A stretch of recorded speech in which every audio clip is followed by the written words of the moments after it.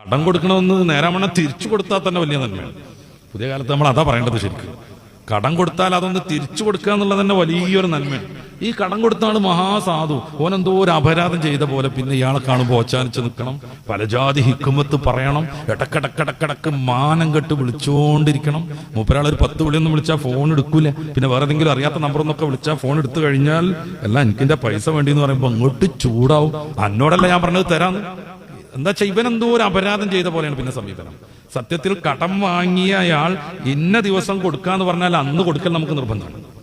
അന്ന് കൊടുക്കൽ നിർബന്ധമാണ്. ഇനി അന്ന് കൊടുക്കാൻ പറ്റണില്ലെങ്കിൽ ഇയാളുടെ സമ്മതത്തോടു കൂടെ മറ്റൊരു ഡേറ്റ് വാങ്ങണം. നമ്മളിപ്പോ അതിന്റെ അപ്പുറമാണ് പറയുന്നത്. കടം 1 ലക്ഷം വാങ്ങിയിട്ട് തിരിച്ചു കൊടുക്കുമ്പോൾ 1,10,000 കൊടുക്കണം എന്നപ്പോ ഈ പറയുന്നത്. ആ ഉള്ള പൈസ എന്നോ നേരവണ്ണം കൊടുത്തിട്ടുണ്ടെങ്കിൽ ഈ 10,000 കൊടുക്കുന്നതിന്റെ പ്രസക്തി നമ്മൾ മനസ്സിലാക്കണം. 10 കൊല്ലം മുന്നേ 1 ലക്ഷം വാങ്ങിയയാൾ ഇപ്പൊ 1 ലക്ഷം തിരിച്ചു കൊടുക്കാണ് സങ്കല്പിച്ചോളൂ. 10,000 കൊടുത്തിട്ട് എന്താ കാര്യം? 10 വർഷം മുന്നേ ഒരു പവൻ സ്വർണത്തിന് ചിലപ്പോൾ 35,000 റുപ്യ ആയിരിക്കും. ഇപ്പൊ ഒരു പവൻ സ്വർണത്തിന് 1 ലക്ഷം കവിയും. അപ്പൊ അന്നത്തെ 1 ലക്ഷം കൊണ്ട് 3 പവൻ സ്വർണം വാങ്ങായിരുന്നു.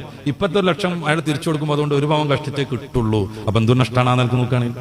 അപ്പൊ ചെറിയൊരു ആശ്വാസത്തിന് 1,10,000 കൊടുക്കാന്ന് പറയുന്നത് ഇത് സുന്നത്തുമാണ്, നല്ല കാര്യമാണ്. പക്ഷേ ഞാൻ 1 ലക്ഷം കടം തരാം, 1 മാസം കഴിഞ്ഞിട്ട് നീ തിരിച്ചു തരുമ്പോൾ 1,10,000 വേണം എന്ന് കണ്ടീഷൻ വെച്ചിട്ട് നമ്മൾ കടം വാങ്ങുന്നതോ ഒരാൾ കടം കൊടുക്കുന്നതോ ഹറാമാണ്.